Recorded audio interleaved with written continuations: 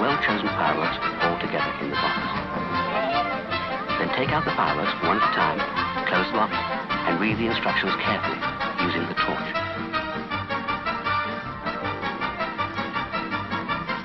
Light the firework at arm's length, preferably with a safety lighter, and then stand well back and wait. And wait. And wait.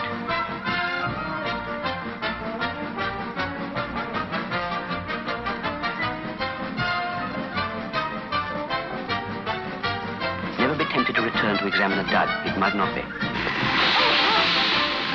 Add a little sparkle for good measure, and what have you got?